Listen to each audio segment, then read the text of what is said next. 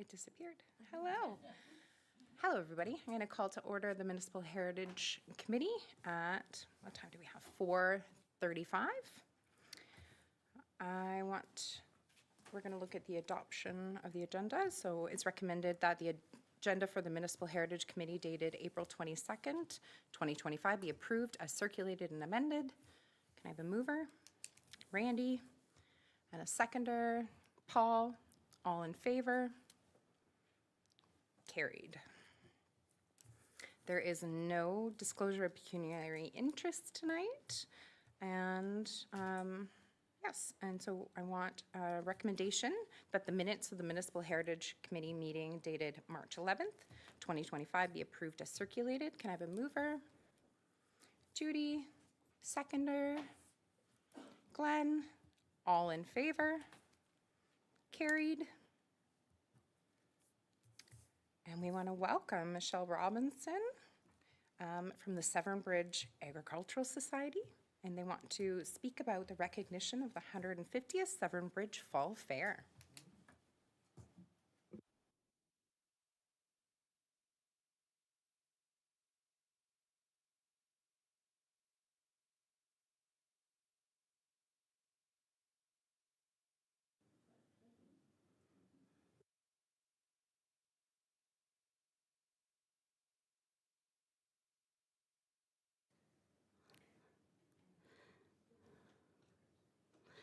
Thank you.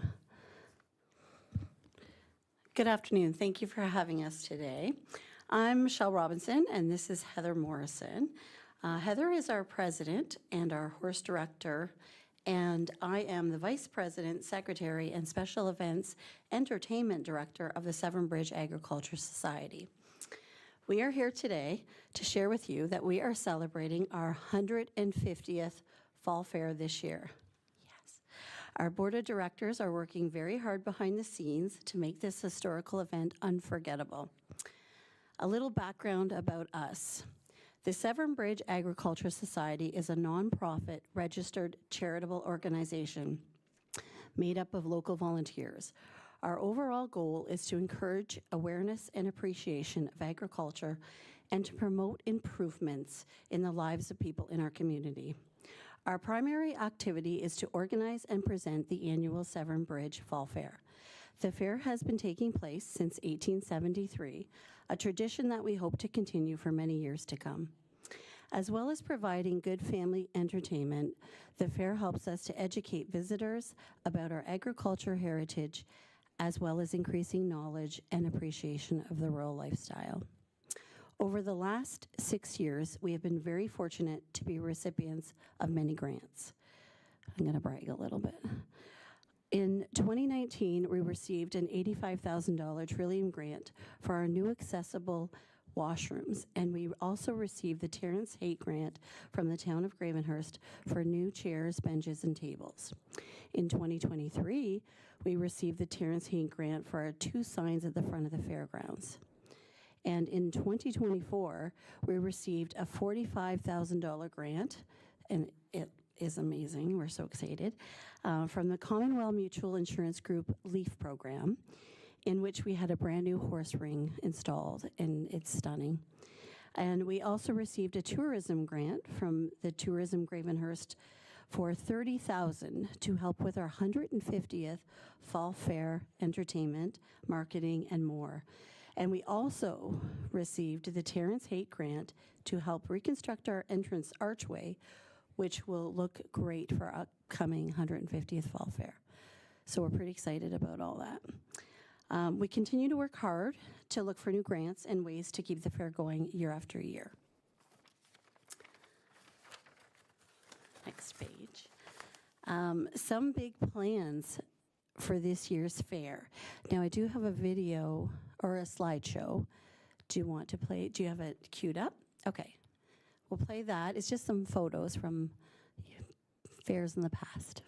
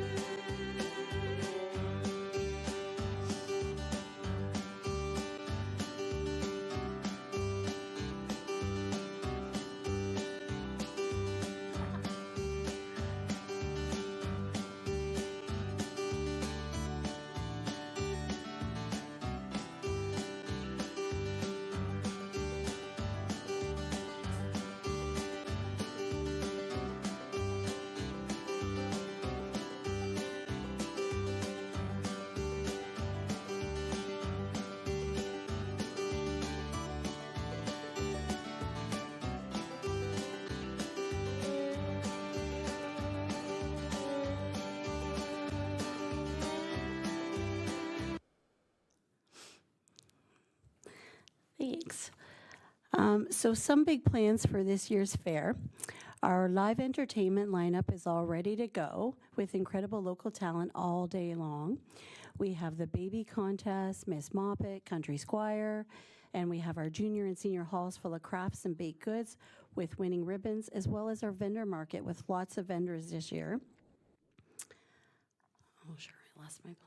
Thank you. That's why I came along. We have fair food trucks and a delicious free corn roast. We have our very entertaining horse show that Heather puts on. You'll want to visit the Heritage Hall, which has many memorable artifacts and items from our past fairs and Severn Bridge area.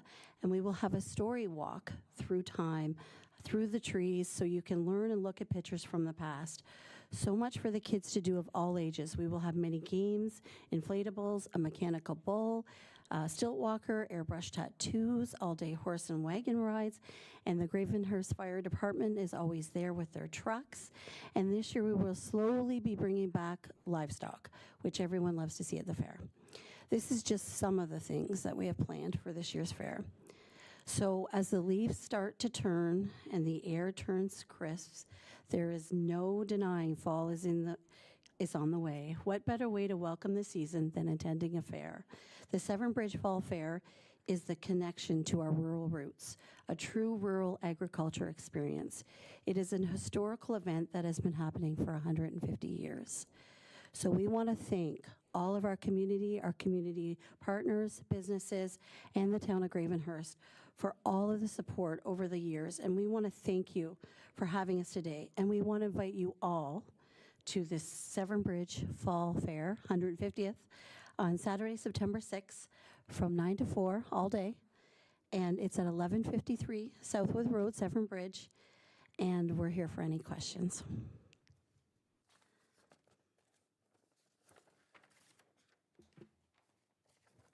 Thank you. Does anyone have any questions for the committee? Do you have an ask for us? Is there something that you are? So we're actually just here to tell you all about our 150th. We do know that the town of Gravenhurst is going to be presenting a plaque to us. But if the Heritage Committee would like to have something done, we would love it. That's great. Does anyone have any questions? Wonderful. Oh, Richard. Can you press your button for me?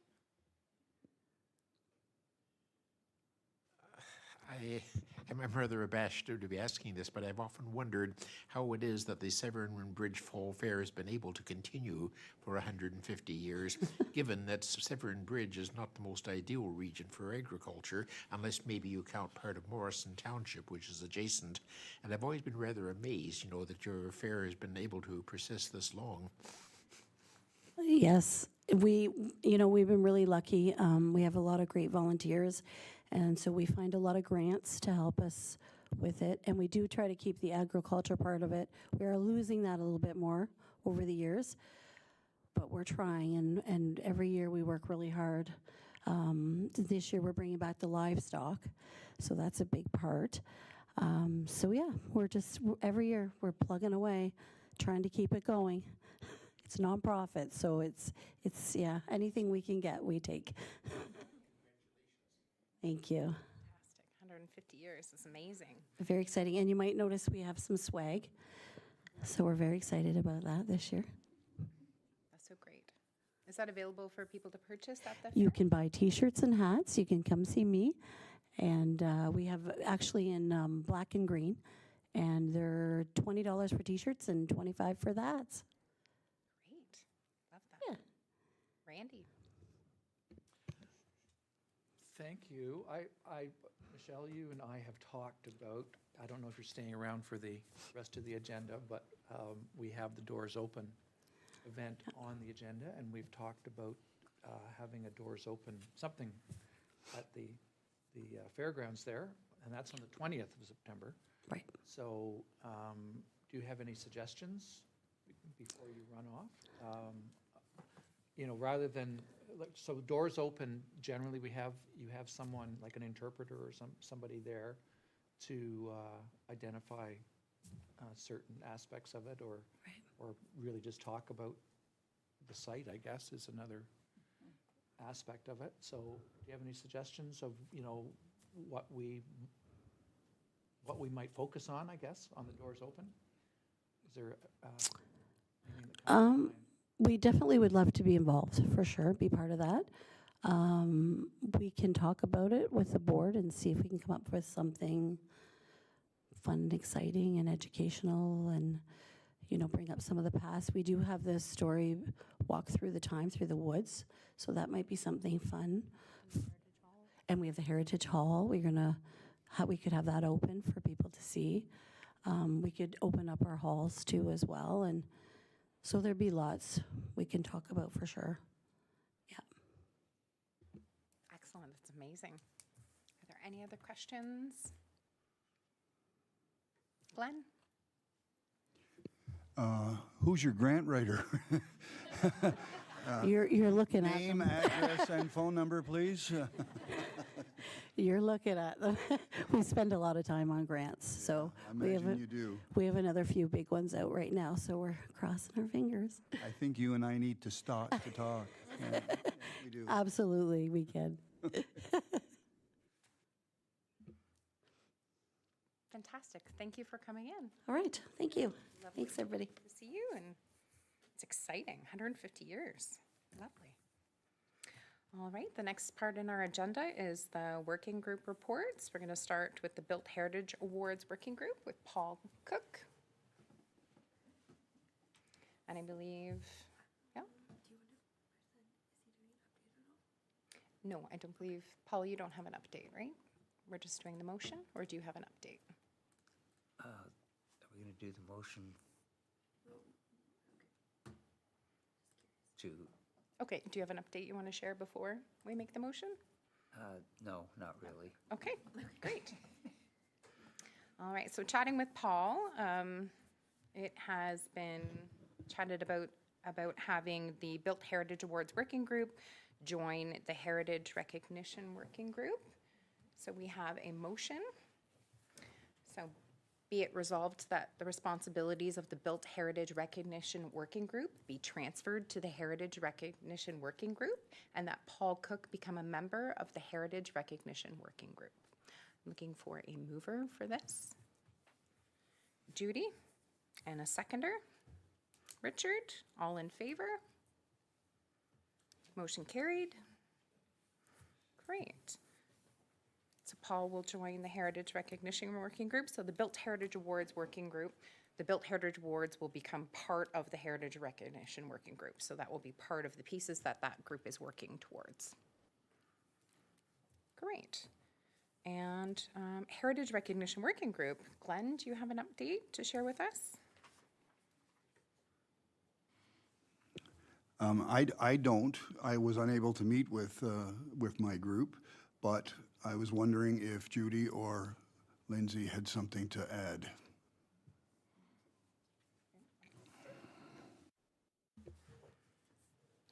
Perfect. So Judy and I went over just sort of the placking and the ideas, and we were putting together a pamphlet of sorts, and we're putting together a pamphlet that's going to have the options for people to choose, and the same what Glenn had added in, and we'll also add in now with Paul the Built Heritage Awards as part of that on our pamphlet. So we're just sort of designing what we put in there, things to include, and I believe we emailed about pricing for signage as well. So we're going to look at the town pricing so that we can include that on there, as well as the dimensions of the signs, and maybe a little example of what each sign might look like, and opportunities for honoring heritage and what that could look like. Could be a celebration, could be having community members invite us to activities like the 150th, and how we can support and encourage heritage in Gravenhurst.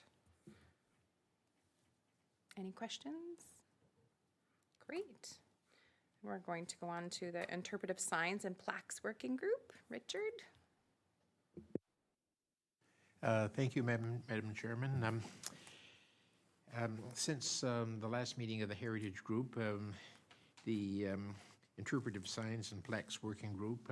We've not really had a formal meeting yet, but we've taken, I think, our first step towards trying to get heritage plaques established or set up in Gravenhurst. Thanks to Angela, we were able to get a copy of the Town of Gravenhurst signage bylaw, which is a fairly thick document, by the way, and we have, I've gone through the document myself, and I've attempted to distill from it what I believe are the main points that might apply to heritage plaques. I have just a few copies of this, if anybody wants any. Sorry?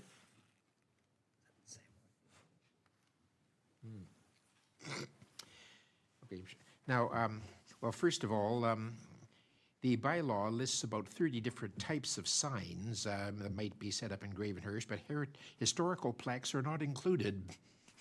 The nearest designated type is incidental signs, which are defined as a sign of minor size and consequence and includes metal plaques. That's clause 2.33. By the way, if anybody has any questions, just let me know. Our second point, the bylaw sets the general parameters for signs in clause 1.1. Third, signs on public or private lands must have a sign permit, we find, clause 3.1.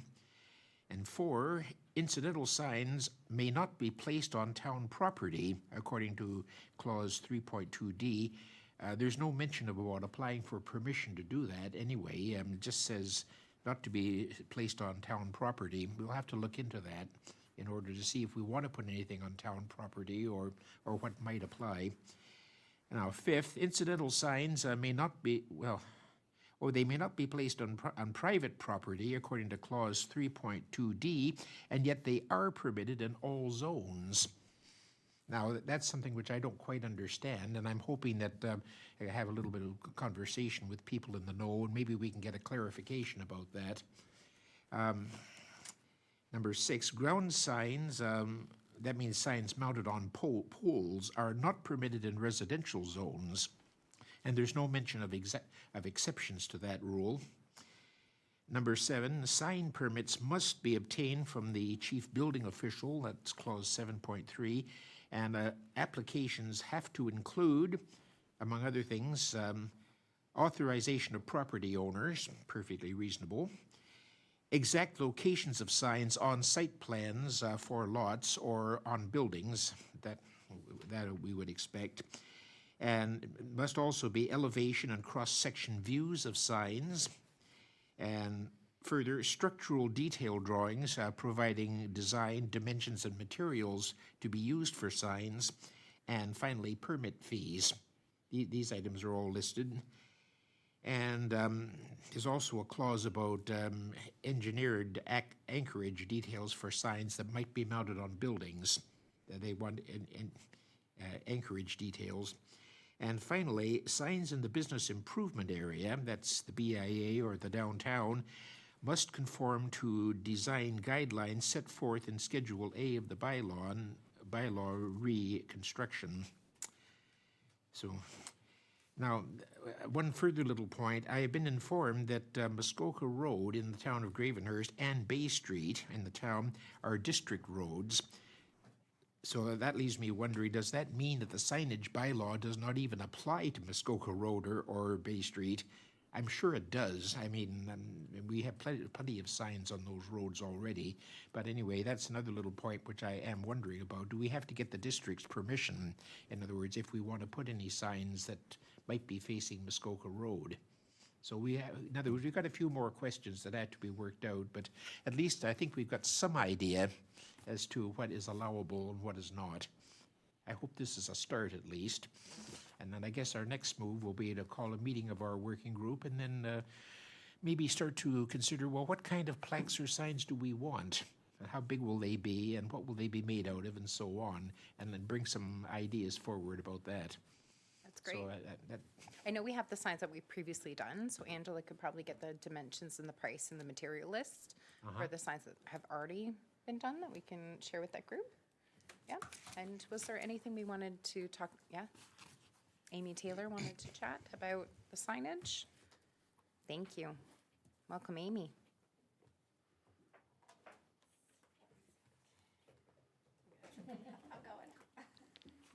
Hold. Read first. Oh, there we are. Perfect. Through you, Madam Chair, to the committee, I can share some information that makes this easier and more clear on some levels and some directions. So essentially, because the Municipal Heritage Advisory Committee is a committee of the Council and Corporation of the Town of Gravenhurst, we have the ability to place signs wherever we so choose as a corporation. So for most of the bylaw relates to a third-party person placing a sign in Gravenhurst. Because the committee is part of the corporation, we have the ability to basically comply with these some of the exemptions that would be placed on public. So, for example, the previous signs that have been placed, the town of Gravenhurst, on behalf of the Municipal Heritage Committee, has placed those signs. Therefore, we have the right to place them where we choose on our property, subject to size and dimensions of the bylaw. So there are certain elements that apply and certain elements that don't. So in theory, most of what you've laid out, you do not have to go through as long as you work through your staff liaison and we do the internal work to essentially we permit ourselves through the system. We still indicate where the permit or where the sign is going, what it's going to be as far as size and dimension goes, how it will be constructed, all of that. We still have the conversation internally. But essentially those items become a lot less labor intensive because it's the town talking to the town. Should you choose to place a sign on private property, then all of the bylaw is enforced because it is private property and we do not own it. So if you decided for some reason you wanted to put a sign on Judy's front lawn, then this whole process would apply and Judy would then be the applicant as the property owner. For an example, I'm not suggesting we put a sign on Judy's property. However, we could. It's a lovely building. But so most of these clauses that you have stated, we can work through as the town. The point about Muskoka Road and Bay Street, they are district roads. So our sign bylaw still applies. However, we do have to get that additional permission from the district for placing something on potentially their road allowance or their property. So it would depend where you want the sign to go, what kind of sign it is, and then there may be other regulations such as Highway Traffic Act or road allowance issues that they would permit. But again, if it's going on our property that abuts district property, we as staff would still work through that process on your behalf because you're our committee. So theoretically, it's not as difficult as it may seem on the surface, as we've done with the Swede Town plaque, Coburn Square plaque, and just Sloan, just drawing a blank there for a minute. So we would just need to know where you want the sign to go, what you are looking at. So traditionally your signs have been either 11 by 17 or 24 by 32. And those are all within allowable sizes within the bylaw. And then we as staff would work through on your behalf, make sure we have permission, and then you as a committee would approve the sign and the content. And I think that covers most of your questions. May I put a question? Would you repeat those two dimensions? 11 by 17, you mentioned, or what was the other one? 24 by 32. 24 by 32. Thank you very much. Inches, I presume. Correct. Yes. Not feet, not meters. You're welcome. And we'll get some pricing on that as well, right?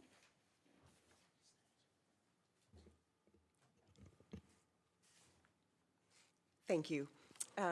Just to follow up and add to what Amy has stated, certainly would be looking for a little bit more direction from you, from the committee to seek pricing. But I can certainly give you past pricing. I'm happy to do that. And would just add to what Amy said as well, as in the past, the content would be then filtered through Amy's staff, who I think that several of you have worked with before, and I think the results of the signs that are produced are quite nice, durable signs, and certainly good results working with Amy's staff to do that. Thank you, Angela. Randy?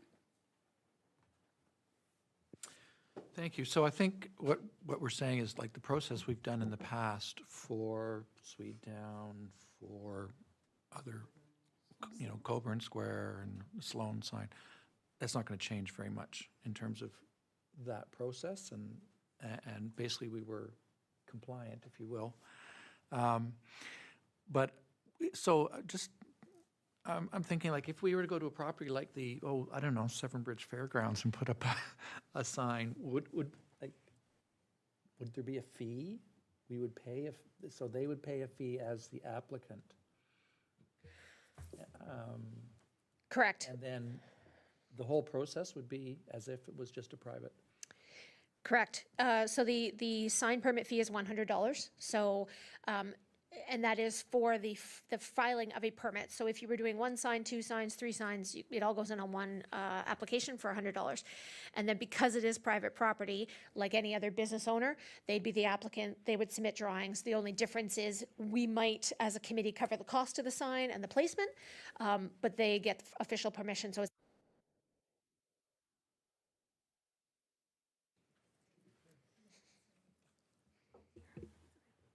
Could you just repeat that last little bit? You got cut off. Sure. So whatever information the applicant submits would go into the property file. So in perpetuity, it's part of the roll file. So if something happened to any one of us, that information would be in there that they applied for a sign, the dimensions, and permission was granted. So if down the road a different committee came in or they wanted to replace the sign, all of that information lives historically in their roll file here.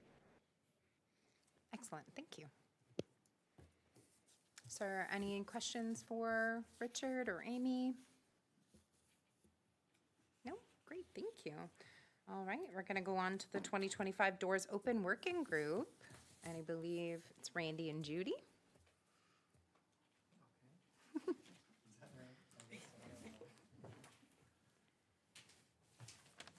Well, just by, I guess as report, our working group did meet for really just a brainstorming kind of session on possible locations. We came up with a list that greatly exceeds 10, which is the minimum. And basically, I think we assigned different people to talk to the owners of the properties or the, the ones that are town properties, the appropriate, whoever's appropriate to do that. I don't know if we should go through the list because they're not confirmed at this point, but as I say, I think there's quite a few, and they range from, there is a number of what I would say historic buildings versus public buildings, things like that, that would benefit from being open to the public on that day. So I guess moving forward, we are getting, we've, as I say, assigned different people to different tasks to speak to the owners, and we're going forward with that. I don't know if Judy has anything to add?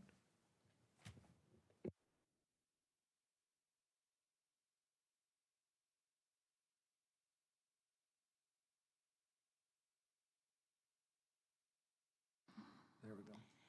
I might just add that we did consider, and I think are still considering, a couple of virtual properties and doors open situations on properties which are not in fact available to be visited, excuse me, but that in fact we have footage of and photographs of and so on, properties that I think might be of great interest to people and which are now sort of not available. So a virtual Doors Open will take place on a couple of properties. That sounds great. Thank you, Judy.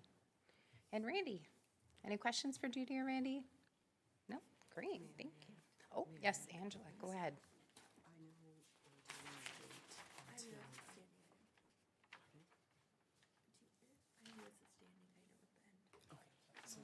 Okay, Angela's going to wait until her time. Oh, absolutely, Randy, go ahead. I should add that at the last council meeting, a motion came forward for the fee, I guess, to be paid through the municipal combination tax portion, the town's portion of that. So that fee has been covered by the town, if you will. So it doesn't come out of our budget going forward. That's Okay. fantastic. Thank you for sharing that. Amazing. We're going to move on to an overview of town website by Amy Taylor. She's going to share with us.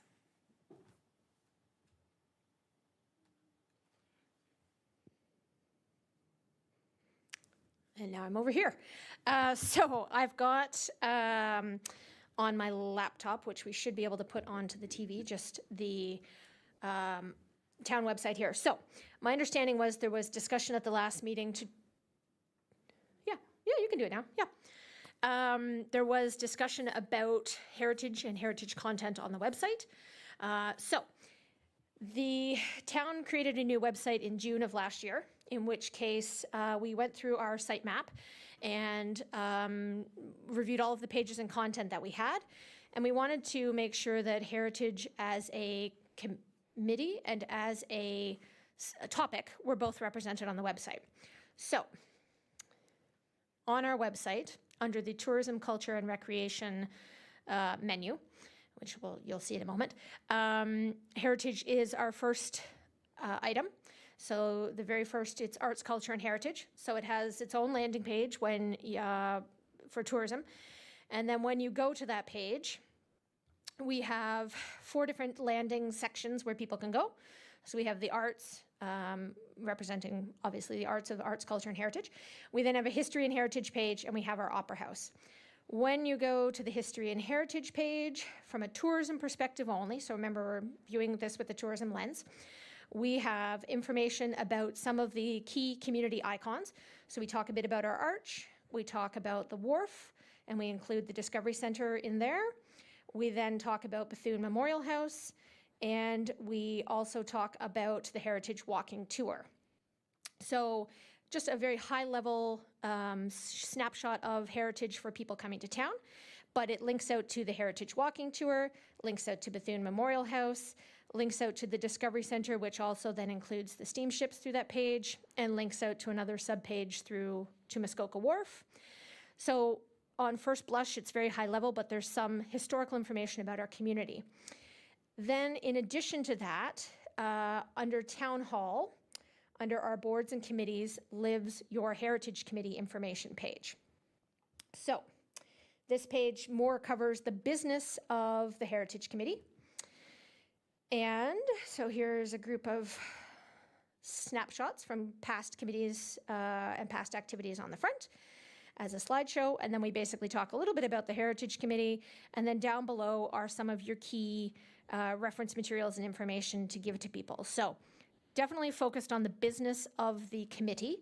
And so we have a 2-prong approach so that tourists are not searching for heritage and ending up finding only about the committee, and committee members are not searching heritage and only finding tourism information. To me, I think what's great is when you search heritage, and this may be a hot topic, but the website search feature is Google-based. So what that means is when you type in heritage, it scans through all, 17,000 documents and images on the website. And essentially it pulls up anything that has the word heritage in it. So high level, typing in heritage, I get 363 results, which is pretty good considering on the last website, I think if you typed in heritage, you probably got 4 results. But it does include things like the Leo Heritage Trail, because Google is very literal. And so heritage exists in the title, so it pulls it out.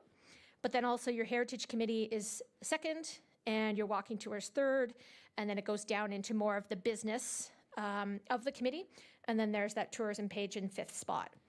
So anybody who doesn't know the website, if they simply type in heritage, they're getting a reasonably robust list of items. The bonus to that is that it's a repository of everything we transferred over from the old website, which means things like past work plans or past media releases or images are also on there. So, and that relates to your committee page more than the tourism side of things. But the bonus is that by typing in heritage, There's quite a good list of items. So the website is a living document. Anything on this page can change. Technically, each department has a staff liaison who represents that department or that division.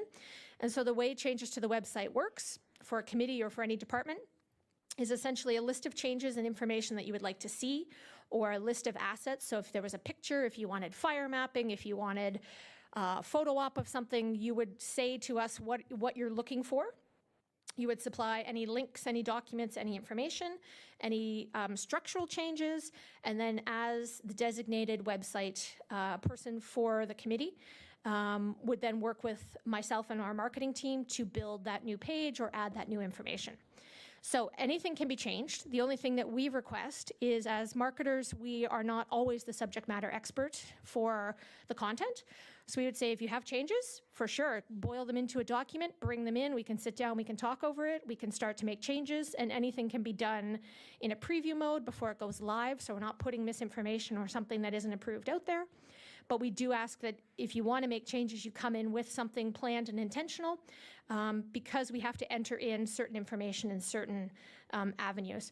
So search engine optimization, SEO, you've probably heard about, maybe read about, wondered what the heck it is. But essentially each page, we can only put a certain number of keywords for searching. So we try to put in words that make sense to the average Joe who's coming. So for example, if I go back to those search results, the Heritage Walking Tour, for example, we would have the words Heritage Walking Tour, tourism, free, Gravenhurst, history. So we try to choose what we think makes sense. We might say houses, we might say steamships, we might say museums. We try to pick those keywords. So if somebody doesn't know what heritage is, but they want to see old homes, for lack of a better word, those keywords might be in there. And so because we're limited on those words, or because we have the opportunity to put those words in, heritage shows up wherever we can in those, in that metadata, so that they're being picked up by the search engine. But as I said, it's literal in that if the title of a document has heritage in it, or a news post has heritage in it, it shows up. So I think in theory, my understanding is that you would like to make some changes, which is totally doable. We would just ask for those, that planning document in advance, and then we would start to make whatever changes that are mutually agreed upon. Any questions?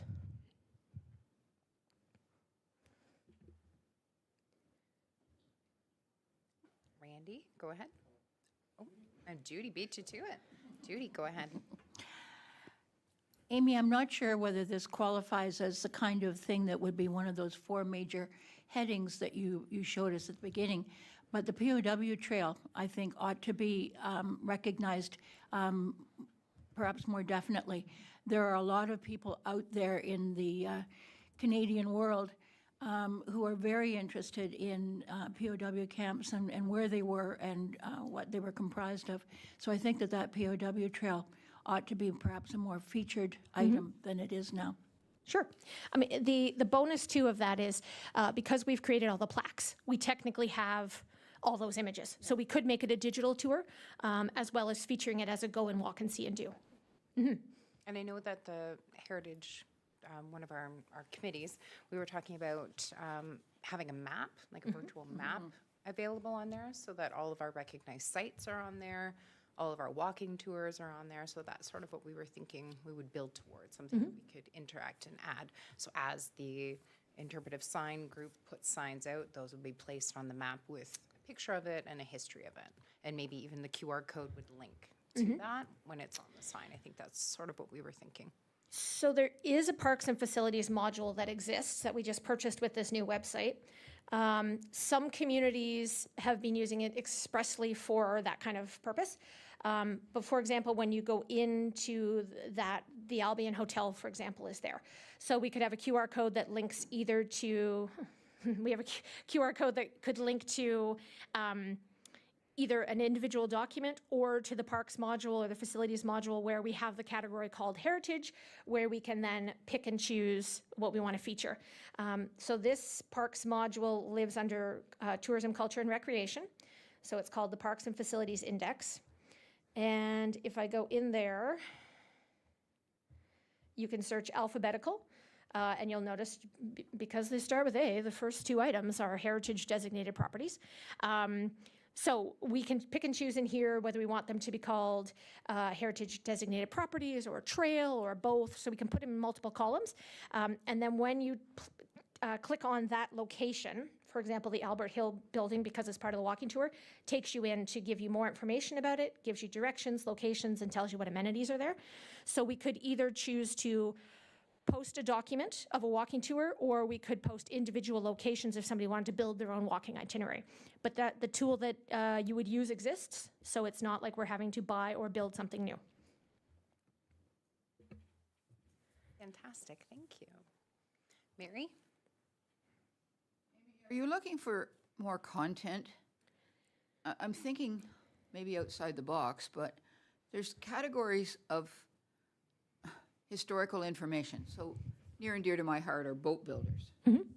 And we've got quite a bit of content about that. And there's modern boat builders, but there's also past boat builders. But they're private companies who can't really drop in and visit them unless you're invited. But I could think of several other topics like that. Should I just make a list of those and send them to you, or maybe that's not acceptable? We could probably share that with, sorry, Angela. I'm thinking the Heritage Recognition Working Group. That would be a great start to share that. And Angela wanted to say something? Thank you. Maybe I can just give a bit more context. It was a few meetings ago, and I don't remember which month it was, but there was quite a bit of, at that time, committee members had expressed concern about the website. So I took the liberty of inviting Amy to come and go through it. So I don't think this is really intended for more content. It's just to actually be able to show on the screen what actually is available on the website currently, and just talk about if there are changes or additions, et cetera, that are desired, then what sort of the next steps would be to accomplish that. So sort of jumping in front of Amy, but she's not necessarily here looking for additional content. And maybe just while I've got the microphone, maybe I can just add, Amy, if you don't mind pulling up under the Heritage Committee page, under the register, there is a map, and so just pointing out that that map exists as well, which I think under designated properties and municipal register, and then view municipal register map. And so that is currently there. It's tied directly to the register. So any property that's on the register is shown on there. It does need to be updated, but it is there. Thank you. Angela, is there any other questions for Amy? Thank you, Amy Taylor. Much appreciated. All right, we're going to move on to some unfinished business. I think Angela's going to speak about Doors Open 2025. Thank you. And I'll take the opportunity as well to thank Amy, her and her team have been assisting. So as of this afternoon, the Gravenhurst is now on the Doors Open Ontario website, so you should be able to go on and find it. And we have now 4 sites listed. I'll let Mary tell you about one of them that's up there. We also have the Calidor Trail, the Fire Hall, and just by coincidence, the Fire Hall, it's the same day as they're having training there. So I think it's quite exciting for anybody who wants to see inside a fire hall and have that opportunity to see the training occur. And the Severn Bridge Fairgrounds is up there as well. and I'll let Mary tell you about the other one.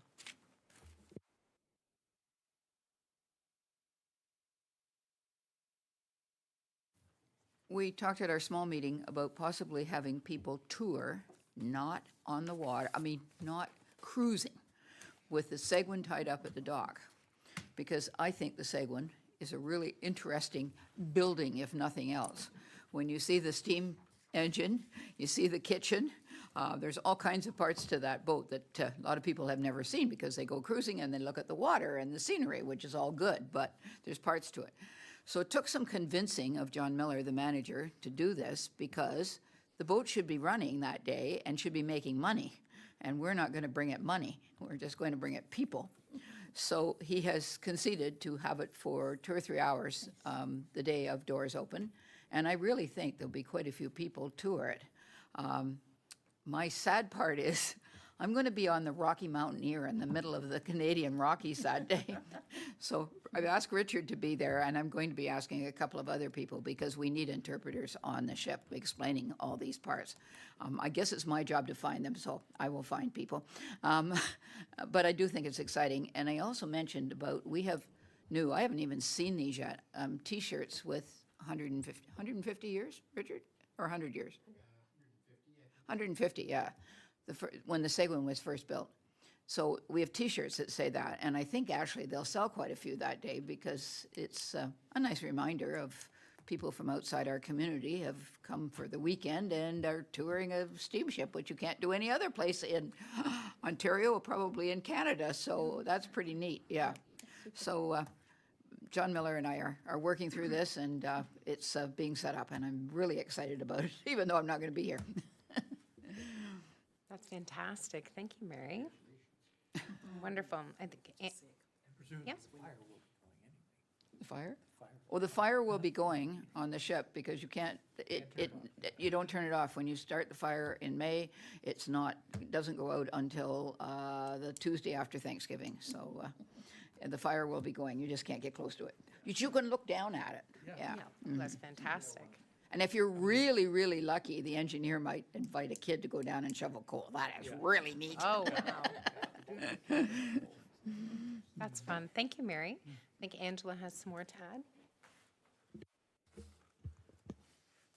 Thank you. Just a couple of other things to add.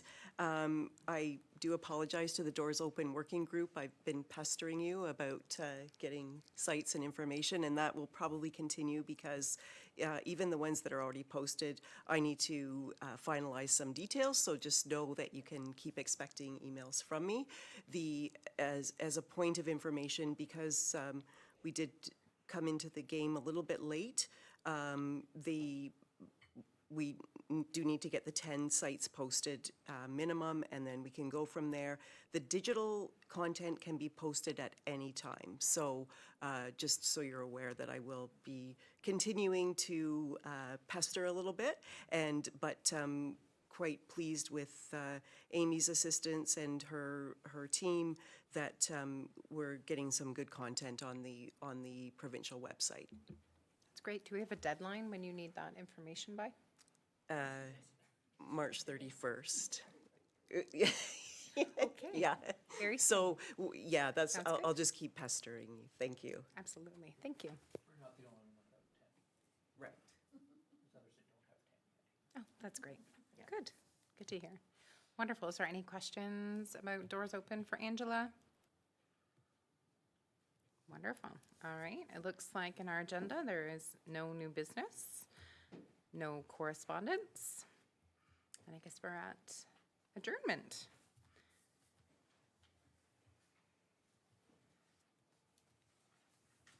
All right. Do you have the motion? Yeah, I'll read the motion. Great. So I'll make a, sorry, Richard? Wow. All right, we have a motion that the Municipal Heritage Committee meeting held on April 22nd, 2025 be adjourned. Can I have a mover? Paul, a seconder? Judy, all in favor?